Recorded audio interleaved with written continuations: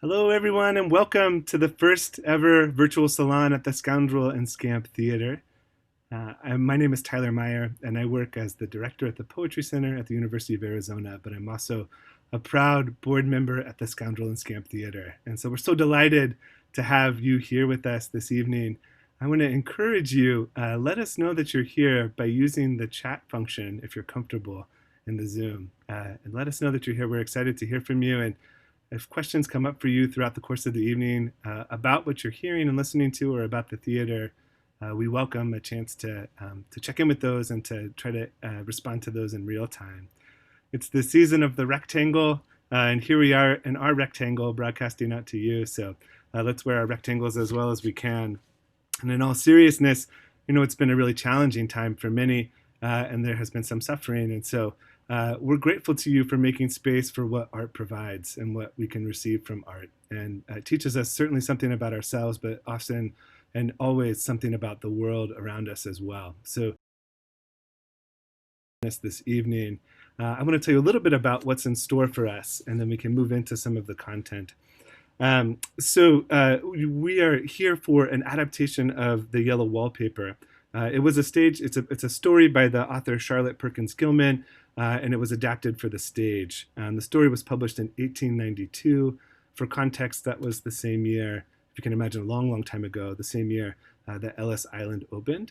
And so there are themes in the story and in the adaptation that, of course, are prescient and still enormously relevant today, and we're really excited about exploring those this evening. This was the first play that the Scoundrel and Scamp launched their inaugural season with in October of 2017, in what we call the before time. So if you can imagine all the way back, if you happen to be in the audience, we're going to reprise the experience you had that evening. And if you weren't there, you're in luck because you'll experience the magic of it again right now. It was presented as a double feature with the play The Love Talker under the joint title Two Plays for Lost Souls. And the theater was so new at that point, if you happen to be in the audience, that the final permits for occupancy had not yet been acquired. And so the theater had wrangled special permission to host the event in the theater that evening, which was really amazing. And so we've come a long way, and we're so excited about where we are right now. But if you can imagine all the way back to that point, it was early days for the Scoundrel and Scamp. It's my pleasure. I'm going to introduce the two of the voices, so Claire Marie Mantle and Maria Celis, who will speak a little bit with us about the adaptation and the story and the author. Claire performed in the play when it was produced at the Scoundrel and Scamp in 2017. Maria has done research on the play and scholarship, and we're so excited to have them in conversation with us this evening. Claire is the Associate Artistic Director at the Scoundrel and Scamp Theater. She's directed the Thanksgiving play, Eurydice, and Mr. Burns, a post-electric play, and she's performed in the Yellow Wallpaper. Outside of the Scoundrel and Scamp, her recent directing work includes an adaptation of Euripides' The Bacchae and Nor Any Drop to Drink, a devised play about water issues in the Southwest, something enormously relevant right now. As an actor, she's performed around town in King Lear, The Grapes of Wrath, Macbeth, and The White Snake at the Rogue Theater, and in The Tempest and The Comedy of Errors for Arizona Repertory Theater. She's an instructor in the School of Theater, Film, and Television at the UA. She's a New York City native who was raised in the Midwest, and the Midwest comes through, and I love it. I'm also a Midwesterner myself. She came to Tucson via Los Angeles, where she worked in a range of theater companies and productions. She has an MFA from the Del Arte International School of Physical Theater and her BA from Smith College. Maria Celis lives in Tucson and is a full-time mother to her 3 kids. Born in Guatemala, she migrated to Los Angeles, where she was raised. She obtained her bachelor's degree in English and art from the University of Minnesota, where she wrote her thesis and studied extensively the work of Charlotte Perkins Gilman, The Yellow Wallpaper. So we'll hear from them in a moment and have a little conversation before we have our reading of the piece itself. But before we want to do that, I'm going to turn to my colleagues, Brian Falcone and Betsy Labiner, to tell us a little bit more about what's upcoming at the Scoundrel and Scamp Theater. Brian is the artistic and managing director of the Scoundrel and Scamp, so most of the heart and most of the brain, although it's very much a team sport. And Betsy's the development associate at the Scoundrel and Scamp and a doctoral student at the UA. where her interest is in the intersection of history and theater, history, theater, literature, culture. Welcome, friends. Thank you so much, Tyler. So appreciate that. And welcome everybody to our first ever virtual salon.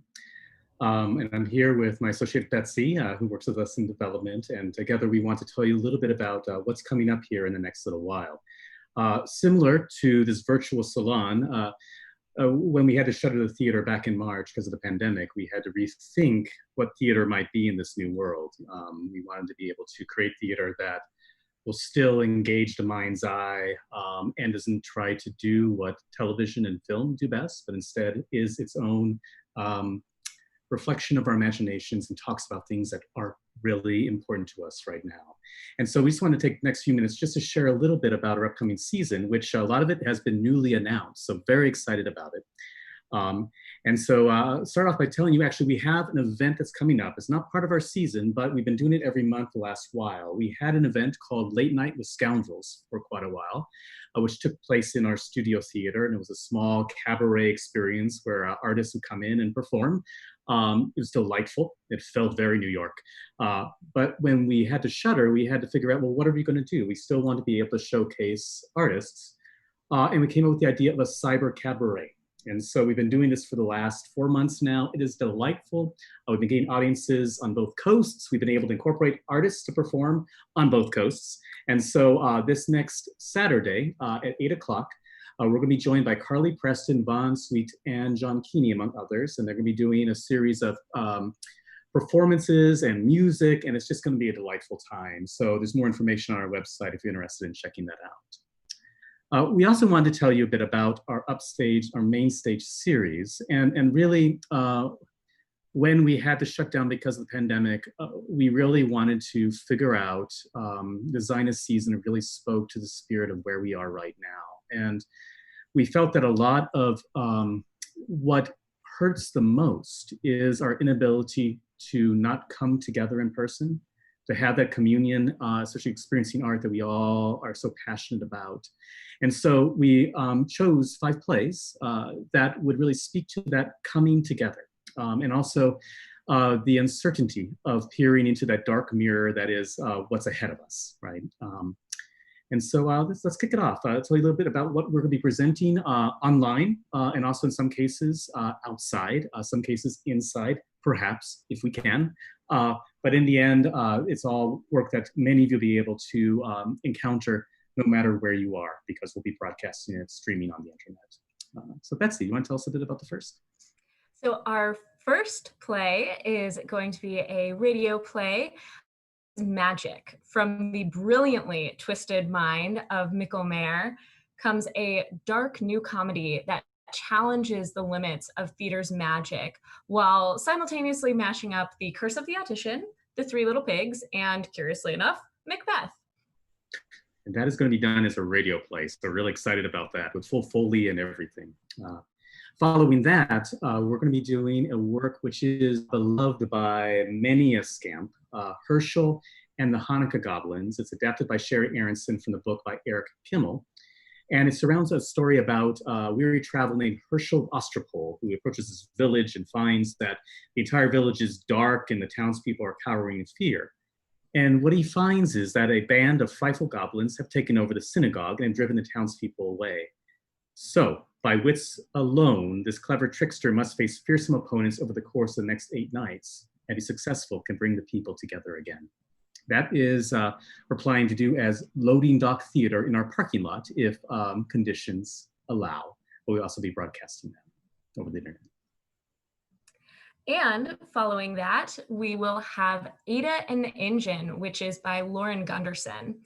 And this is an exploration of music, math, and genius about Ada Byron Lovelace, who is a pioneering woman who we should all know more about.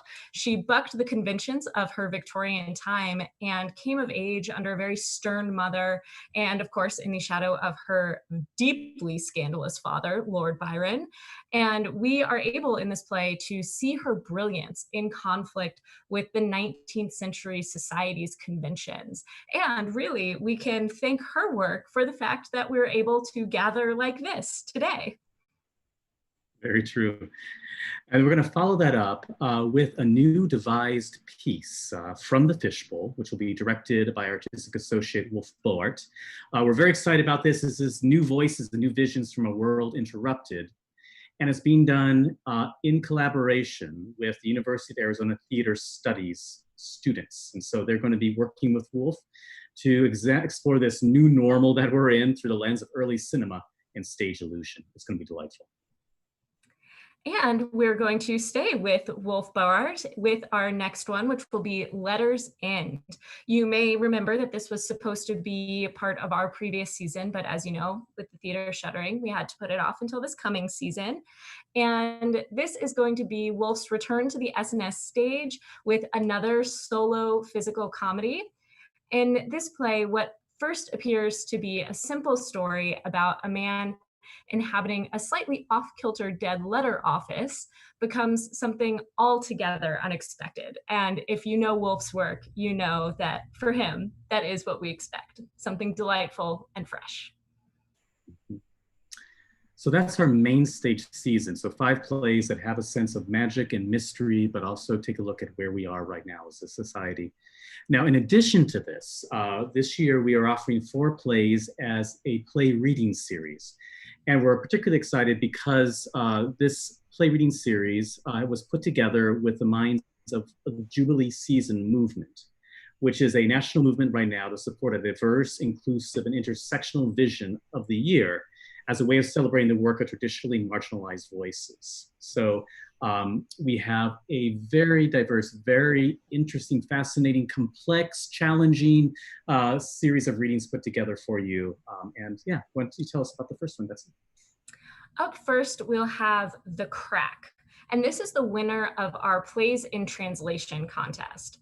And in this story, Lucia, Nico, and Tomas are 3 city-dwelling friends who decide to spend a weekend away at a rustic country cottage, and their hope to relax together goes wildly astray with echoes of Sartre's No Exit. And the 3 friends find that the time away with each other is more than they ever bargained for. So we're going to follow that up with Lydia R. Diamond's Smart People, which is a delicious piece. It's the eve of Obama's first election, and 4 of Harvard University's brightest, a surgeon, an actress, a psychologist, and a neuropsychiatrist, are all interested in different aspects of the brain, particularly how it responds to race. But like all smart people, they are also searching for love, success, and identity in their own lives. Lydia Diamond brings these characters together in this sharp, witty play about social and sexual politics. And after that, we'll have a reading of Frozen Fluid by Fly Jamerson, an Antarctic gender nonconforming creation myth that tells the stories of 3 scientists amidst a melting tundra. It's a meditative exploration of gender, faith, and climate change. And we'll go ahead and cap off our reading series by a play by Tucson playwright Elaine Romero. It's so nice to be able to work with artists that are celebrated everywhere, but they live a few blocks away from our theater, right? So it's wonderful. We're going to be doing her Title IX from the U.S.-Mexican Border trilogy that she wrote. And it's going to follow the border family of Latina educators from 1972 to the present. And it raises the question of, does the right to equal treatment for the sexes lead to that equal treatment, or is it just an insidious path to something else? All right, it's going to be a wonderful time. I hope you're able to catch either part of our main stage season or our reading series season over the course of the next year. And we want to thank everyone so much for joining us tonight, and hope that you'll be able to join us for many of these events that we have coming up this season. We're so excited about all of them and really thrilled to be able to present them to you. And while this event, as you know, is free, right now, more than ever, we are reliant on your donations to be able to put on these events and to survive as a theater.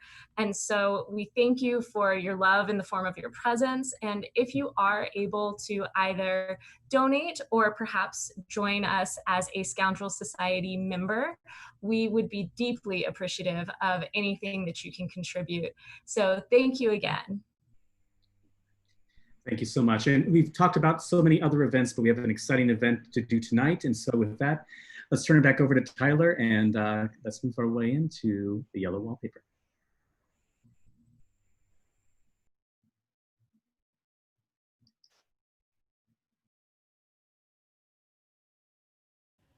Thanks, Brian. Thanks, Betsy. Let's bring Claire and Maria up. And I'm excited to bring both of these artists and thinkers into the conversation. Claire wins the prize for Best Backdrop of the evening. Welcome, friends. I wonder if we could start, Maria, you've done research on Charlotte Perkins Gilman, and I wonder if you might tell us a little bit about the where this all begins and about the writer who started the story.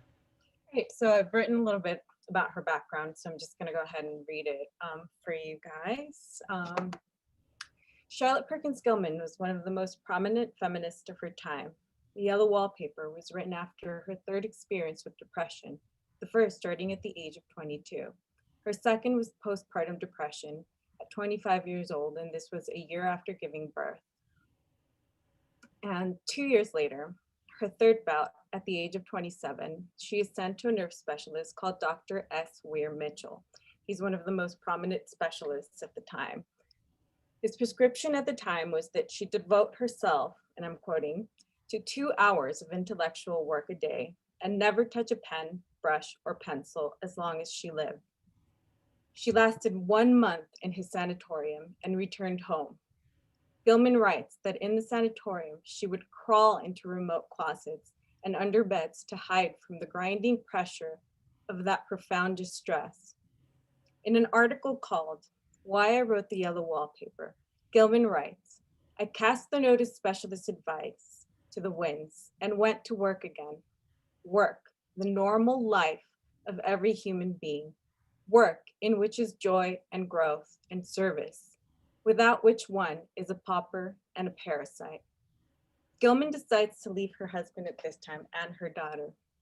She writes the Yellow Wallpaper. During this time, and in fact, between 1890 and 1920s, she becomes a feminist lecturer and writer. She writes her book, Woman and Economics, where she critiques the nuclear family and the roles women play in creating wealth. Meanwhile, women only being able to gain economic wealth through a small gold ring. Charlotte Perkins Gilman was not against the home or domestic life. In fact, some of her suggestions at the time were that she create community kitchens and childcare centers so that women could be free to take on other occupations. Many decisions Gilman makes for her personal life and chooses to write about are radical even for our current times. In one of her poems, she defends sex workers. In real life, she is okay with her husband's marriage to her best friend, giving up all rights to her daughter. And even while going through breast cancer, she decides to take chloroform, choosing to die on her own terms. Given the decisions she takes throughout her life, and in the Yellow Wallpaper, as you're about to hear, it is clear that this is a woman who wants not only control of her own life, but for other women as well, the ones possibly trapped in the Yellow Wallpaper. Thank you so much. That context is amazing and radical, and it's exciting to think about the kind of mind and thinker behind this work that we're going to hear tonight. She wrote the piece about her interest in writing the story. I wonder if you both might speak a little bit about your own experiences with this piece and your own relationship to the story, how you've come to it. And maybe Claire, we could start with you first. Sure, happy to do that. It's actually one of my mother's favorite stories, so I first learned about it through her. And I think it might have come about because we had some funny wainscoting in the first house that I ever remember living in. And I remember trying to explain to her as a small child that it looked like there were faces in the wainscoting to me. And I think she said something like, oh, it's like the Yellow Wallpaper. And which is not something I understood until much later when I read it, I think in high school or probably college. But yeah, and it's funny, I think Maria and I both have had a similar experience with the story in that we keep coming back to it, and it like any text that that is, I don't know, that has been around, that people keep talking about. It can mean many things to many people, and it can mean many things to the same person at different points in your life. You know, when I performed the adaptation that we did, I wasn't a parent yet, and rereading it as a mother, as someone who's given birth, that is a totally different experience. So so yeah, that's a bit about my encounter with it. That's great. Yeah. Maria, how about you? So I, you know, have written quite a few papers on the Yellow Wallpaper. I was an English major in college, and so the story, like, you know, Claire, just it kept coming back, you know, and I kept writing about it. And in the end, I decided to write my thesis on it because, you know, in my 20s, when I first began college, I had no children, right? And at the end, I'm, you know, living in Minnesota in the Midwest, and I have a child, and I'm rereading the story, and it's a completely different meaning, right? It suddenly, the 20-year-old version of the Yellow Wallpaper is completely, it's changed, right? The views that I have and the power that it gives me the second time, even in myself and my writings, right? And in creating. So I think, you know, the second time around, you know, I'm a mother living in the Midwest, and I could relate much more. I think in my 20s, of course, I had had a bout of depression, and even early on, but it was mostly related to, you know, growing, coming of age as an immigrant, coming of age, you know, not being able to even go to college because I didn't have papers, right? And so all these little bits of, like, these times where you find yourself alone at home, and you know, and this time, the second time around, of course, it's through motherhood, right? And the depression of the postpartum depression is real, and you see another woman speaking of it in, you know, 100 years before you're, you know, reading it. And so it hits, there's a special part of that story just hits home the second time around. And of course, this is always has like a special place in my heart. So Maria, I don't know if you feel this way too, but there's also like a thinly veiled fury that some things have not changed between 1892 and 2020. that there's still questions about women's care and the care of postpartum women, and, you know, the just how insidious certain systems and patterns are, I think, is this lovely, like, ulterior theme of the whole story. So maybe that's why it keeps being relevant. Even now that we're in quarantine, you know, who has access to childcare at this moment, and who will produce, and, you know, what is available for working parents and mothers, to be more specific. But yeah, it's relevant again as we're all quarantined, right? With or without children. Yes. Well said. You guys, thank you so much for sharing some of this background and connection and intimacy for how the story has been important in your lives and ways in which it has orbited lived experiences and informs the way we think about things, and the anger that goes with it too, that it's still a story that we tell, that earnestly has relevance even in this moment. I wonder, let's turn to the story itself. And Tiffer, I wonder if you can bring up the performance. And we're excited to share this with you. Again, this harkens back to the very beginning of the theater, and we're so excited to have it again to share with you this evening. The Yellow Wallpaper by Charlotte Perkins Gilman. It is very seldom that mere ordinary people like John and myself secure ancestral halls for the summer. A colonial mansion, a hereditary estate. I would say a haunted house and reach the height of romantic felicity, but that would be asking too much of fate. Still, I will proudly declare that there is something queer about it. Else, why should it be let so cheaply? And why have stood so long untenanted? John laughs at me, of course, but one expects that in marriage. John is practical in the extreme. He has no patience with faith, an intense horror of superstition, and he scoffs openly at any talk of things not to be felt and seen and put down in figures. John is a physician, and perhaps, I would not say it to a living soul, of course, but this is dead paper and a great relief to my mind, perhaps that is one reason I do not get well faster. You see, he does not believe I am sick, and what can one do? If a physician of high standing and one's own husband assures friends. The Yellow Wallpaper by Charlotte Perkins Gilman. It is very seldom that mere ordinary people like John and myself secure ancestral halls for the summer. A colonial mansion, a hereditary estate. I would say a haunted house and reach the height of romantic felicity, but that would be asking too much of fate. Still, I will proudly declare that there is something queer about it. Else, why should it be let so cheaply? And why have stood so long untenanted? John laughs at me, of course, but one expects that in marriage. John is practical in the extreme. He has no patience with faith, an intense horror of superstition, and he scoffs openly at any talk of things not to be felt and seen and put down in figures. John is a physician, and perhaps, I would not say it to a living soul, of course, but this is dead paper and a great relief to my mind, perhaps that is one reason I do not get well faster. You see, he does not believe I am sick, and what can one do?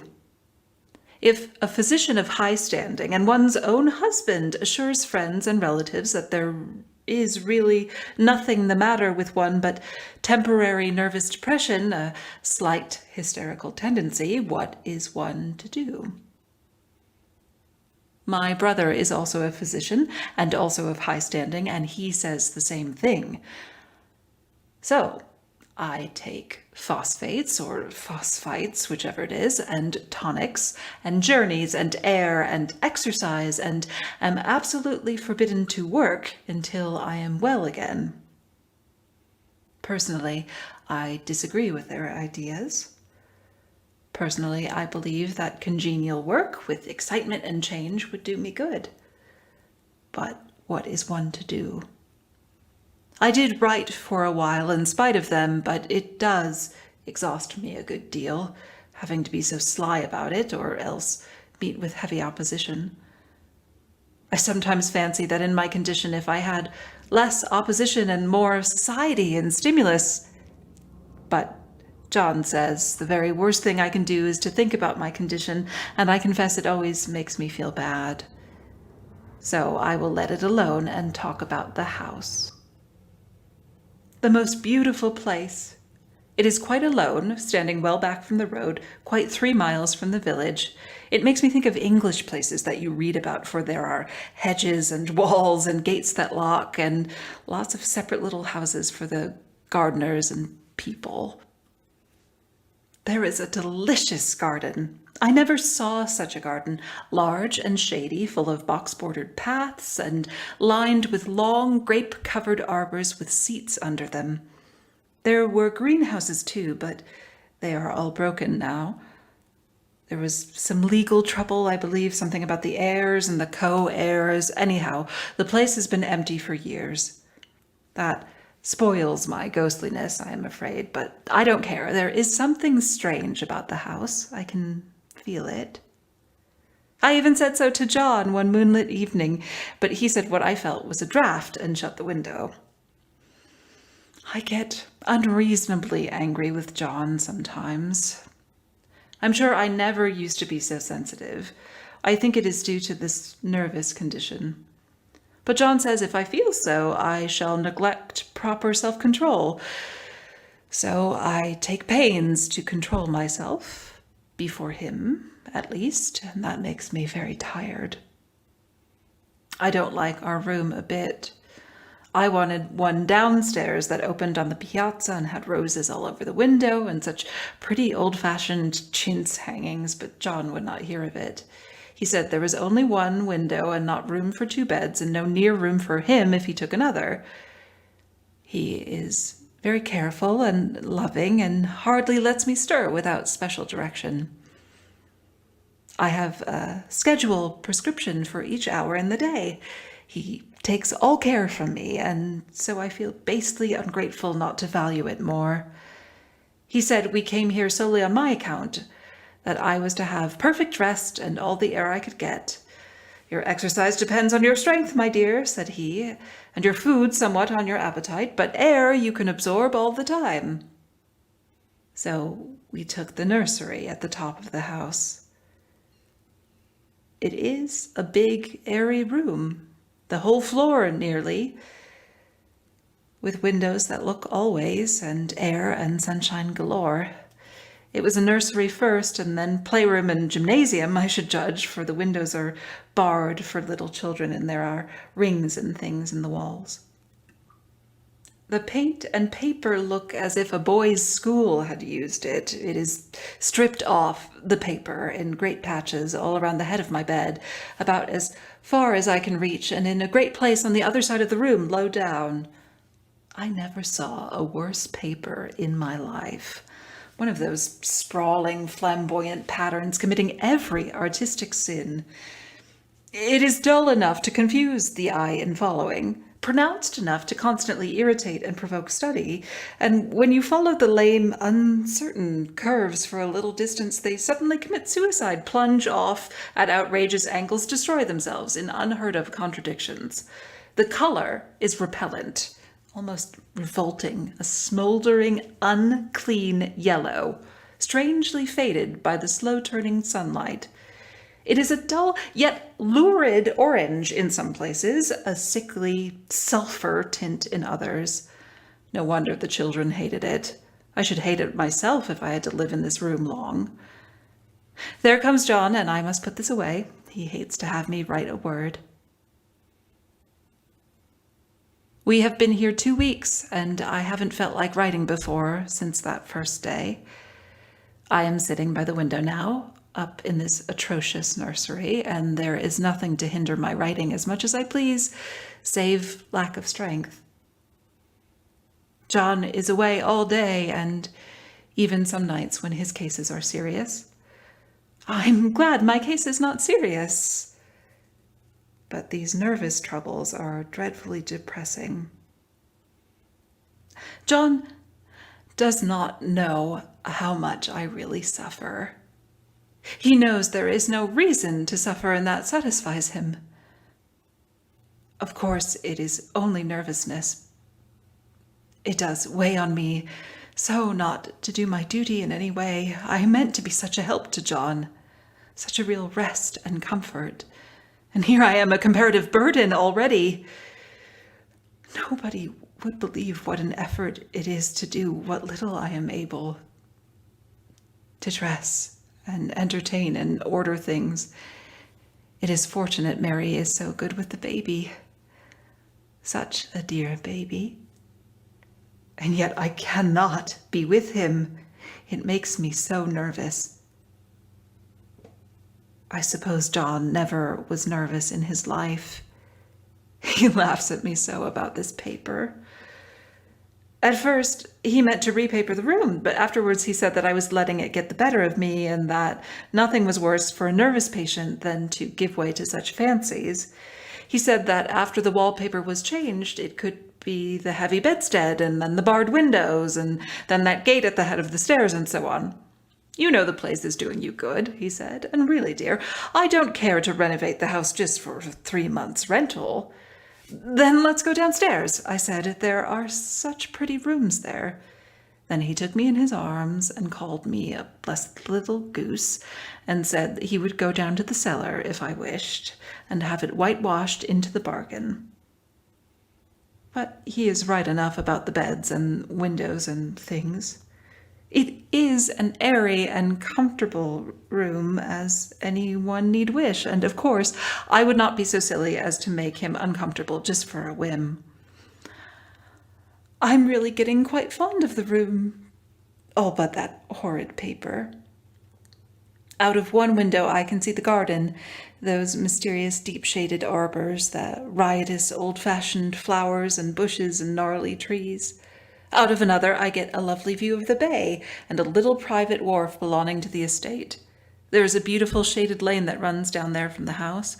I always fancy I see people walking in these numerous paths and arbors, but John has cautioned me not to give way to fancy in the least. He says that with my imaginative power and habit of story making, a nervous weakness like mine is sure to lead to all manner of excited fancies, and that I ought to use my goodwill and good sense to check the tendency. So, I try. I think sometimes that if I were only well enough to write a little, it would relieve the press of ideas and rest me. But I find I get pretty tired when I try. It is so discouraging not to have any advice and companionship about my work. When I get really well, John says we will ask Cousin Henry and Julia down for a long visit, but he says he would as soon put fireworks in my pillowcase as to let me have those stimulating people about me now. I wish I could get well faster. But I must not think about that. This paper looks to me as if it knew what a vicious influence it had. There's a recurrent spot where the pattern lolls like a broken neck and two bulbous eyes stare at you upside down. I get positively angry with the impertinence of it, the everlastingness. Up and down and sideways they crawl, and those absurd, unblinking eyes are everywhere. There is one place where the two breaths didn't match, and the eyes go all up and down the line, one a little higher than the other. I never saw so much expression in an inanimate thing before, and we all know how much expression they have. I used to lie awake as a child and get more entertainment and terror out of blank walls and plain furniture than most children could find in a toy store. I remember what a kindly wink the knobs of our big old bureau used to have, and there was one chair that always seemed like a strong friend.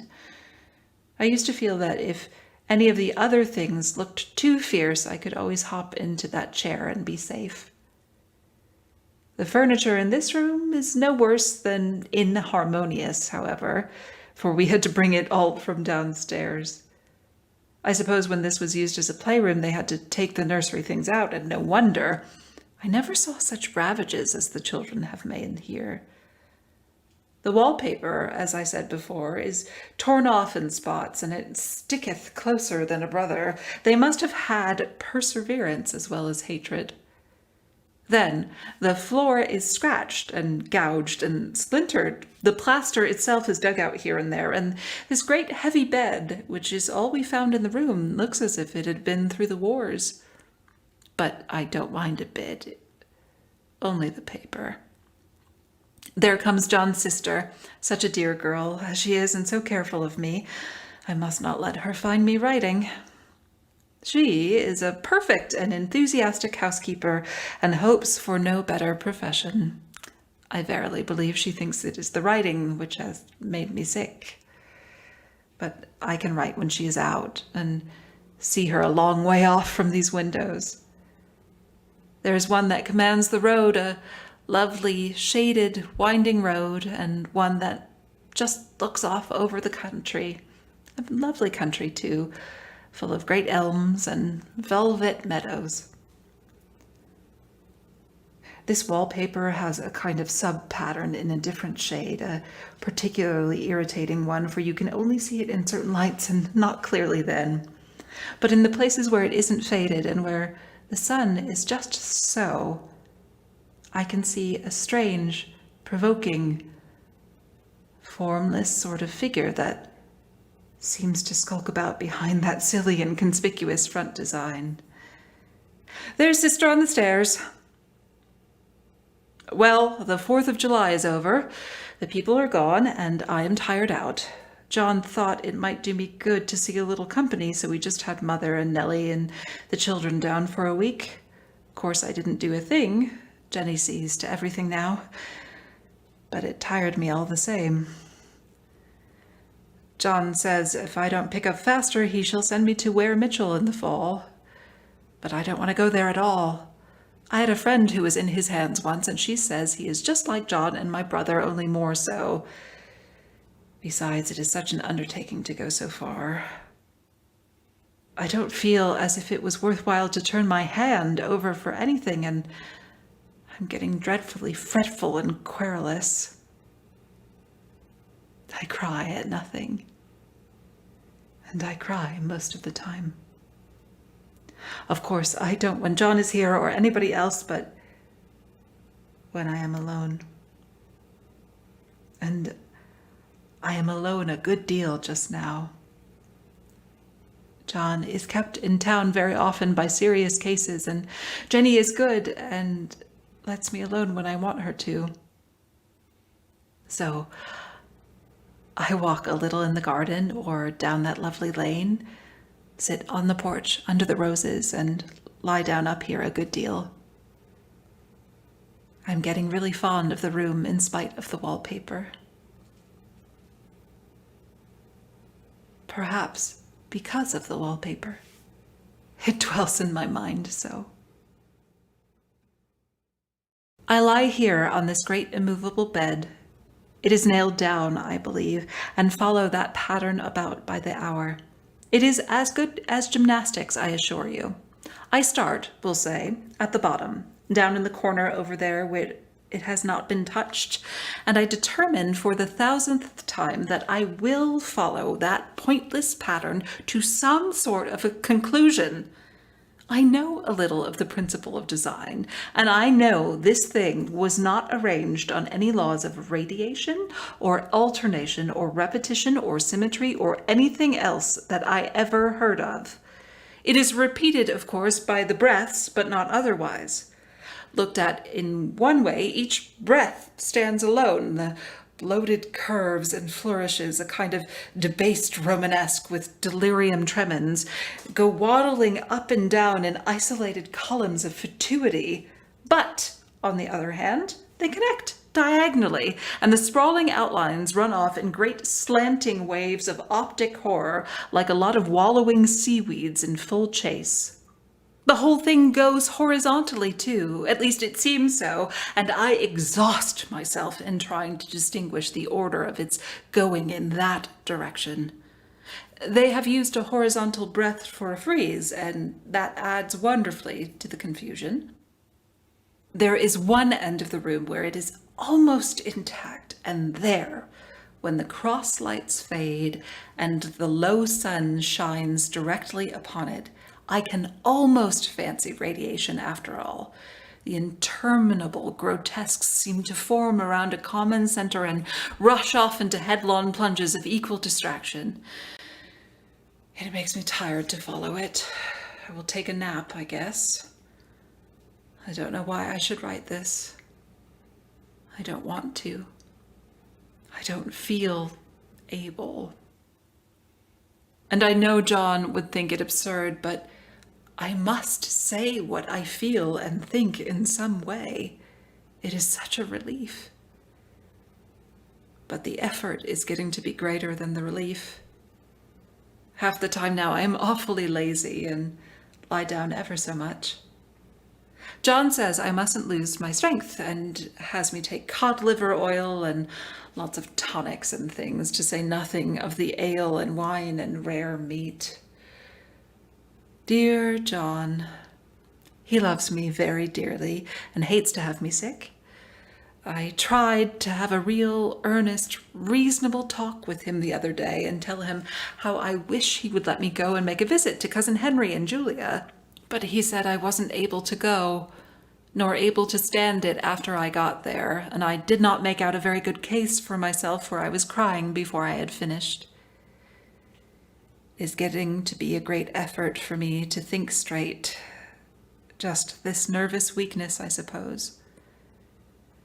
And dear John gathered me up in his arms and just carried me upstairs and laid me on the bed and sat by me and read to me till it tired my head.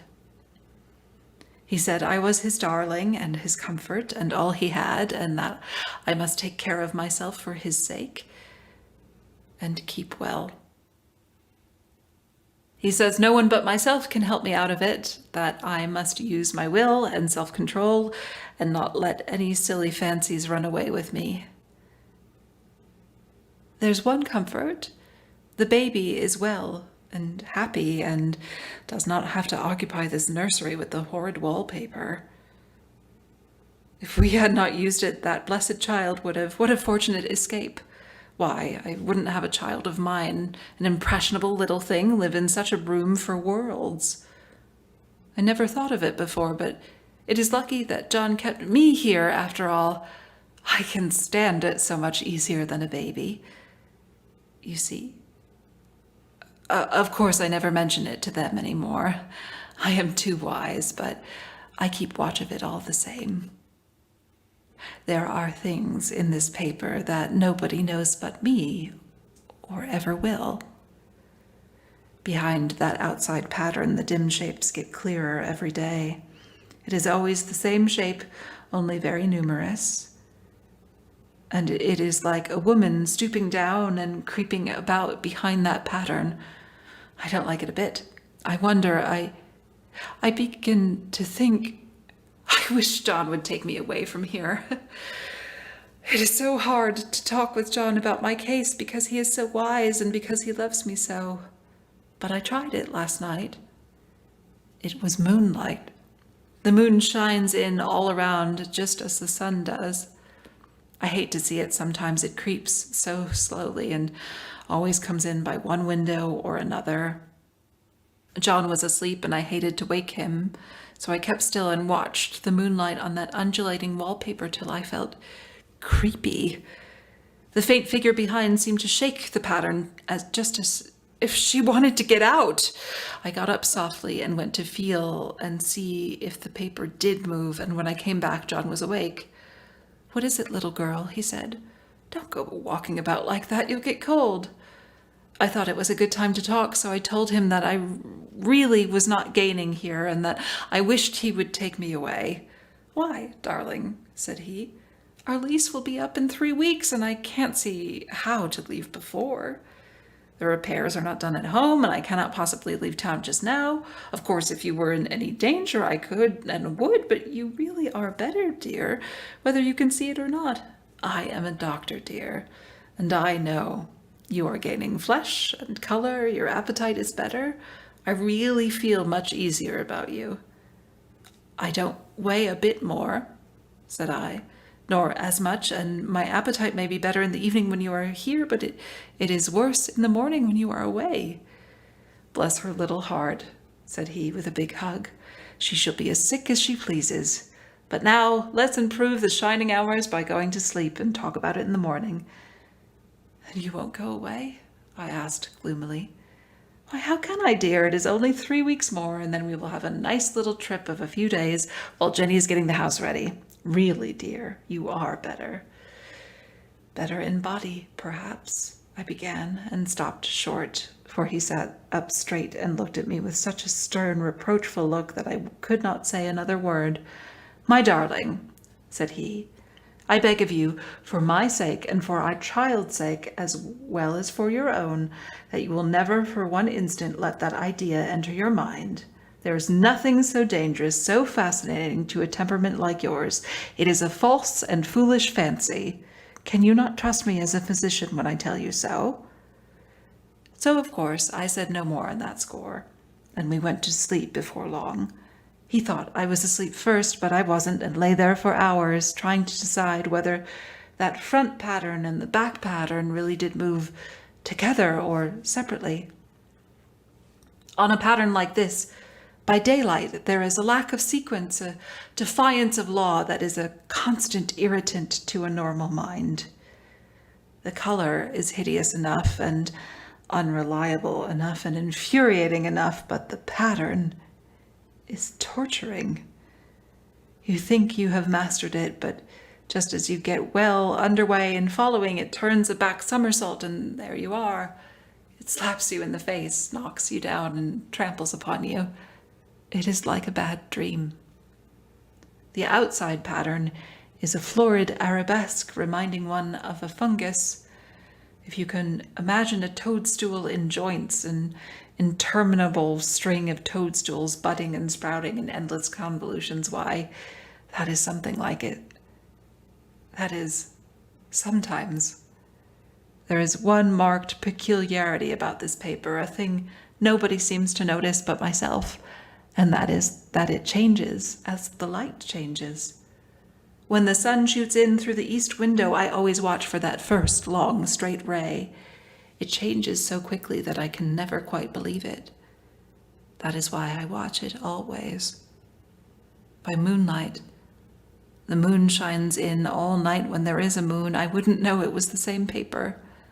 At night, in any kind of light, in twilight, candlelight, lamplight, and worst of all by moonlight, it becomes bars. The outside pattern, I mean, and the woman behind it is as plain as can be.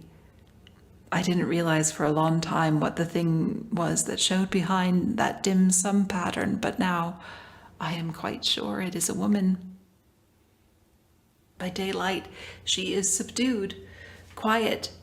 I fancy it is the pattern that keeps her so still. It is so puzzling. It keeps me quiet by the hour.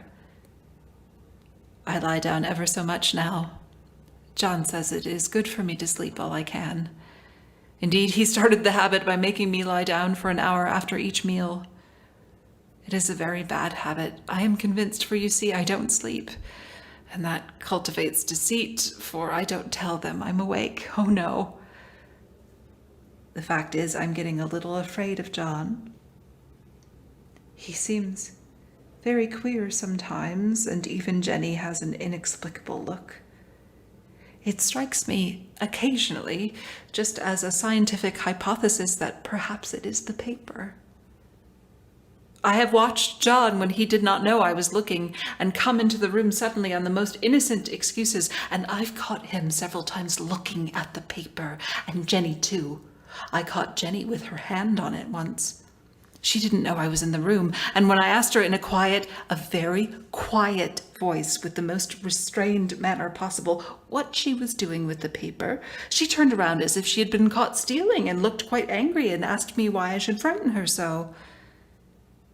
Then she said the paper stained everything it touched, that she had found yellow smooches on all my clothes and John's, and she wished we would be more careful. Did not that sound innocent? But I know she was studying the pattern, and I am determined that nobody shall find it out but myself. Life is very much more exciting now than it used to be. You see, I have something more to expect, to look forward to watch. I really do eat better and am more quiet than I was. John is so pleased to see me improve. He laughed a little the other day and said I seemed to be flourishing in spite of my wallpaper. I turned it off with a laugh. I had no intention of telling him it was because of the wallpaper. He would make fun of me. He might even want to take me away. I don't want to leave now until I have found it out. There is a week more, and I think that will be enough. I'm feeling ever so much better. I don't sleep much at night, for it is so interesting to watch developments, but I sleep a good deal in the daytime. In the daytime it is tiresome and perplexing. There are always new shoots on the fungus and new shades of yellow all over it. I cannot keep count of them, though I have tried conscientiously. It is the strangest yellow, the wallpaper. It makes me think of all the yellow things I ever saw, not beautiful ones like buttercups, but old, foul, bad yellow things. And there's something else about the paper, the smell.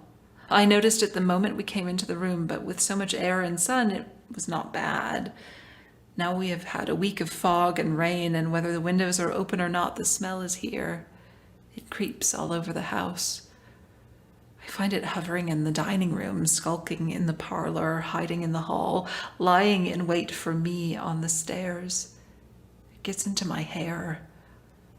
Even when I go to ride, if I turn my head suddenly and surprise it, there is that smell. Such a peculiar odor, too. I have spent many hours in trying to analyze it, to find what it smelled like. It is not bad at first, and very gentle, but quite the subtlest, most enduring odor I ever met. In this damp weather, it is awful. I wake up in the night and find it hanging over me. It used to disturb me at first. I thought seriously of burning the house to reach the smell, but now I am used to it.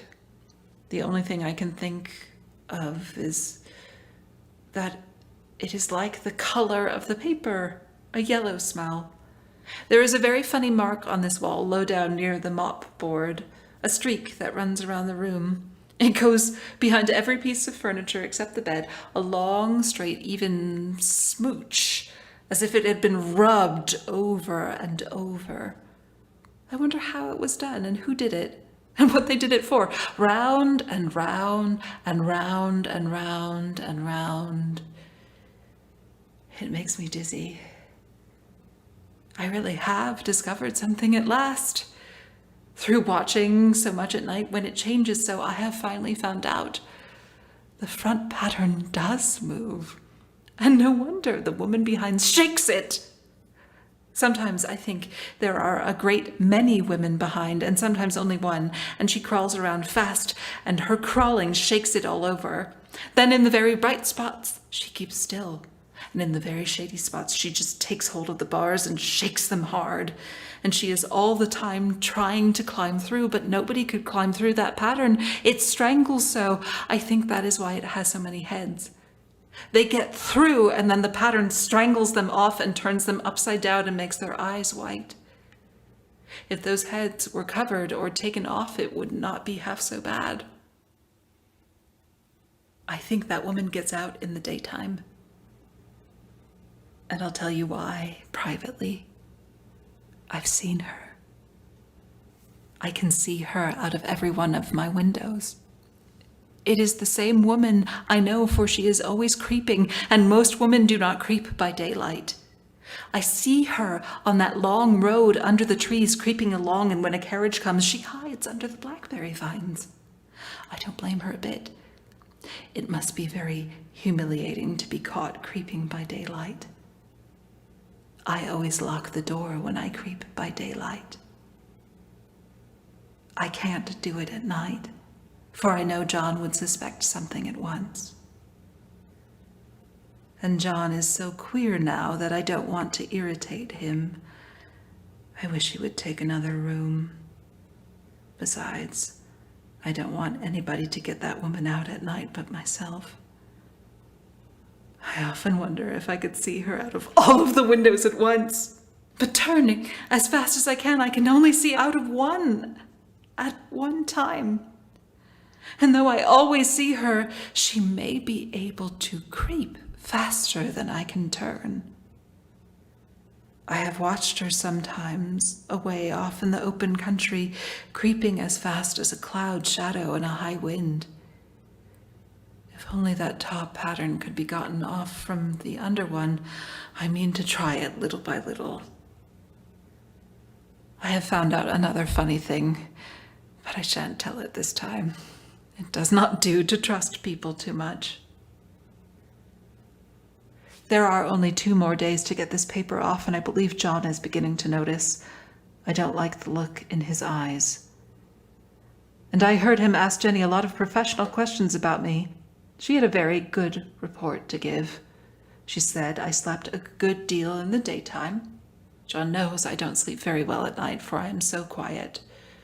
He asked me all sorts of questions too, and pretended to be very loving and kind, as if I couldn't see through him.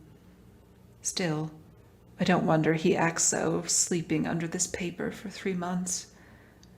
It only interests me, but I feel sure John and Jenny are secretly affected by it. Hurrah! This is the last day, but it is enough. John is to stay in town overnight and won't be out until this evening. Jenny wanted to sleep with me, the sly thing, but I told her I should undoubtedly rest better for a night all alone. That was clever, for really I wasn't alone a bit. As soon as it was moonlight, that poor thing began to crawl and shake the pattern. I got up and ran to help her. I pulled and she shook. I shook and she pulled. and before morning we had peeled off yards of that paper, a strip about as high as my head and half around the room. And then, when the sun came and that awful pattern began to laugh at me, I declared I would finish it today. We go away tomorrow, and they are moving all my furniture down again to leave things as they were before. Jenny looked at the wall in amazement, but I told her merrily that I did it out of pure spite at the vicious thing. She laughed and said she wouldn't mind doing it herself, but I must not get tired. How she betrayed herself that time. But I am here, and no one touches this paper but me, not alive. She tried to get me out of the room. It was too patent, but I said it was so quiet and empty and clean now that I believed I would lie down again and sleep all I could, and not to wake me even for dinner. I would call when I woke. So now she is gone, and the servants are gone, and the things are gone, and there is nothing left but that great bedstead nailed down with the canvas mattress we found on it. We shall sleep downstairs tonight and take the boat home tomorrow. I quite enjoy the room now that it is bare again. How those children did tear about here. This bedstead is fairly gnawed. But I must get to work.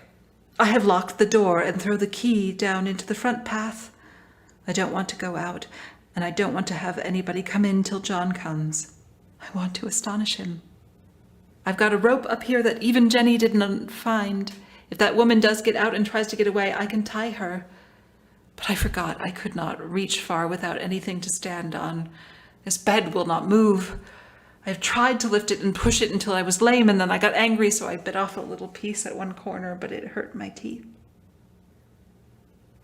Then I peeled off all the paper I could reach, standing on the floor. It sticks horribly, and the pattern just enjoys it. All those strangled heads and bulbous eyes and waddling fungus growths just shriek with derision. I am getting angry enough to do something desperate. To jump out of the window would be admirable exercise, but the bars are too strong even to try. Besides, I wouldn't do it. Of course not. I know well enough that a step like that is improper and might be misconstrued. I don't like to look out of the windows even. There are so many of those creeping women, and they creep so fast. I wonder if they all came out of the paper as I did. But I am securely fastened now by my well-hidden rope. You don't get me out in that road there. I suppose I shall have to get back behind the pattern when it comes night, and that is hard. It is so pleasant to be out in this great room and creep around as I please. I don't want to go outside. I won't, even if Jenny asks me to. For outside you have to creep on the ground and everything is green instead of yellow. But here I can creep smoothly on the floor, and my shoulder just fits in that long smooch around the wall, so I cannot lose my way. Why, there's John at the door. It's no use, young man, you can't open it. How he does call and pound. Now he's crying for an axe. It would be a shame to break down that beautiful door. John, dear, I said in the gentlest voice, the key is down by the front steps under a plantain leaf. That silenced him for a few minutes. Then he said, very quietly indeed, open the door, my darling. I can't, said I. The key is down by the front door under a plantain leaf. And then I said it again, several times, very gently and slowly, and said it so often that he had to go and see, and he got it, of course, and came in. He stopped short by the door. What is the matter? He cried. For God's sake, what are you doing? I kept on creeping just the same, but I looked at him over my shoulder. I've got out at last, said I, in spite of you and Jane, and I've pulled off most of the paper, so you can't put me back. Now why should that man have fainted? But he did, and right across my path by the wall, so that I had to creep over him every time.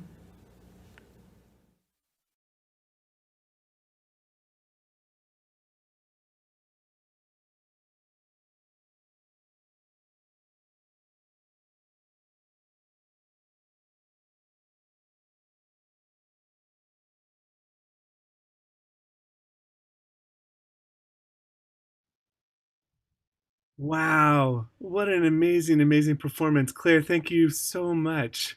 Oh, I'm blown my away. pleasure. You're very welcome. I bring in lots of applause so you can hear these hands, but hands everywhere applauding. Thank you. Truly tremendous. Thank you so much. I have to ask, I mean, what is it like to be inside that character in such the way that you are? It's just remarkable how you've done it. I I think that's a testament to Gilman's writing, is that she feels really contemporary. She feels really accessible, and even the style of the writing feels kind of like, like memoir is really popular in terms of a form now. And even though it's fiction, or thinly veiled fiction, maybe, it feels really accessible. Like, I don't know, it wasn't hard, so maybe that's, yeah, uh, more unsettling than it should be. But I think that's one of the ways it works, is that you really trust her, and she has a sense of humor, and she's really smart and articulate about her own situation.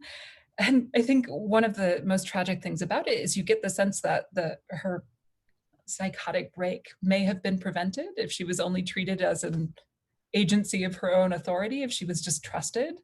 And that's, yeah, so it is accessible in a way that is surprising for a text that was written in 1892.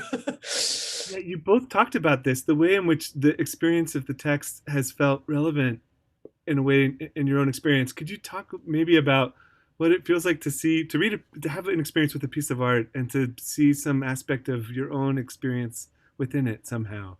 It's the way it might speak to you. I mean, is there something to say there?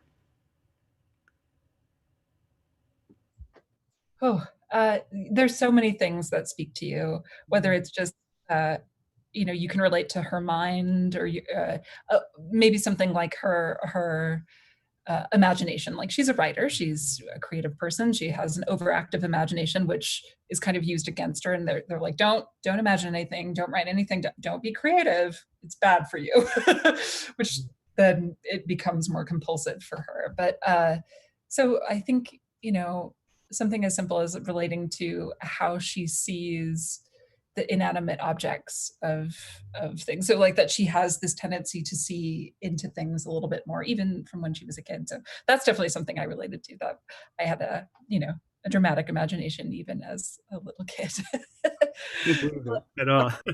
Claire, can I add that I think it was a couple of years ago that you guys performed this at the Scoundrel and the Scamp, and I remember I had just moved here from Rhode Island, and this was, me coming to see this play for the first time.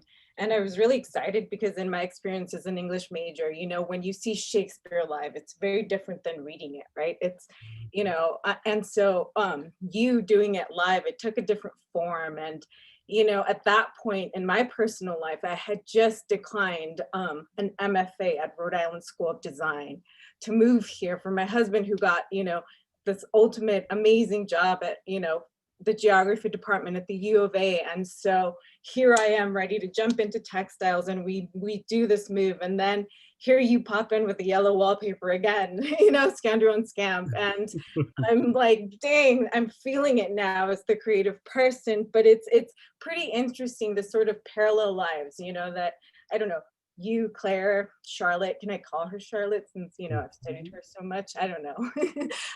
And myself have, in a way of just moving from one coast to the other to study, to pursue her careers. I know Charlotte Perkins Gilman studied art. She studied at Rhode Island School of Design, and she, taught on the side.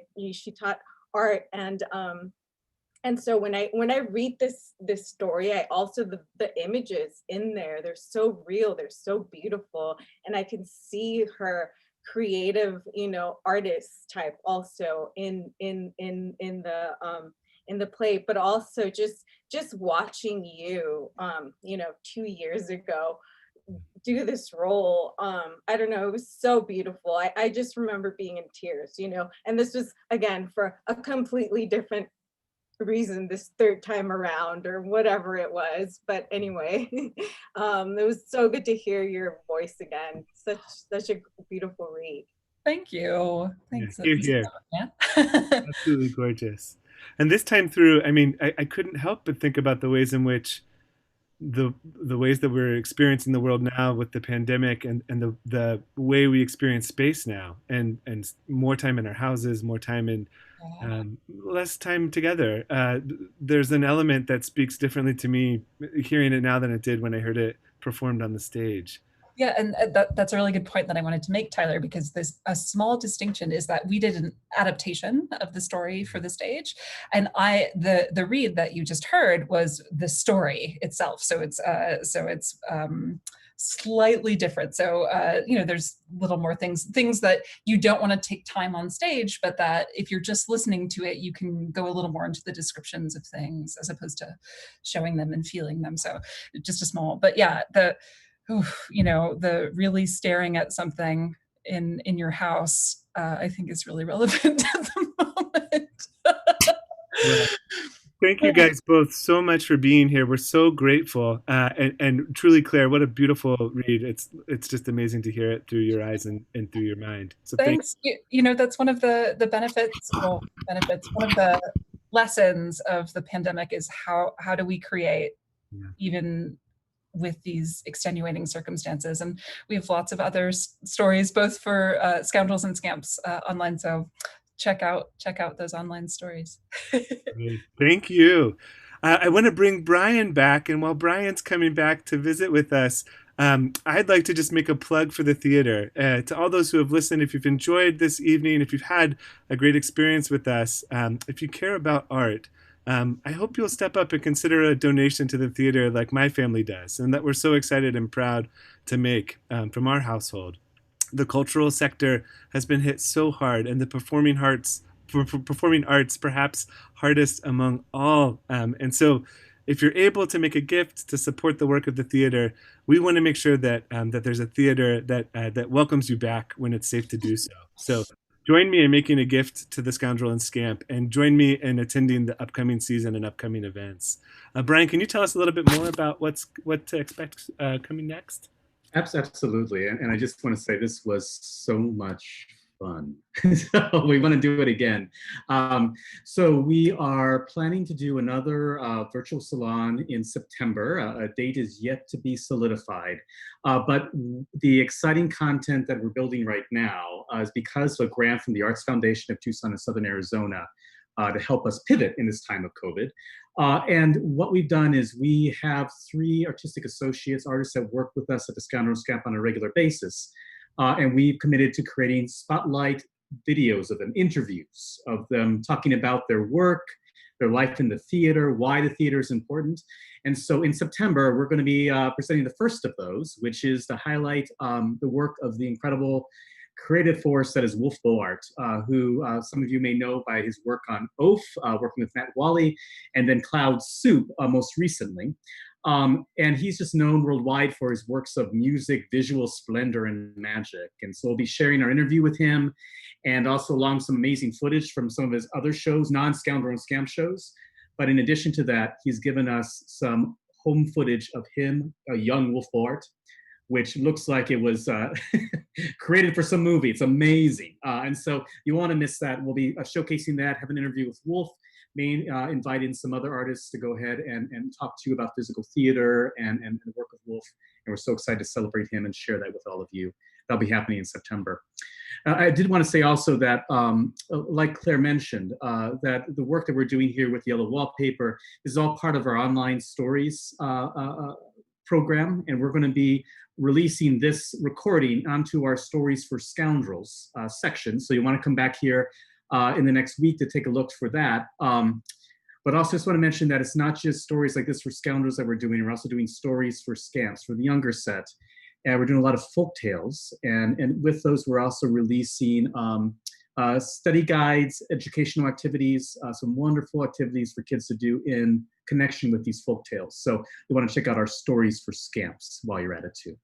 All right. Thank you so much for coming. And I just wanted to say a special thank you to Tyler, Marie, and Claire for them joining us, Betsy also. And also a call out to our amazing stage manager, resident technician, Tipper, who you don't see, but his hand is felt. He's here with us too. So thank you so much. Tyler? Well, it's been such a lovely evening. We're grateful for it. I hope, the theater needs you all very much. And if you feel like you need the theater, this is a chance to step up and help support the Scoundrel and Scamp. And there's a link in the chat to do that, to make it easy. Art does many things, and it seems it may be calling in the monsoon tonight in Tucson, which is a gift. So in the honor of that and spirit of that, thanks for being here, and we're looking forward to seeing you all again very soon. Take care, everyone. Be safe.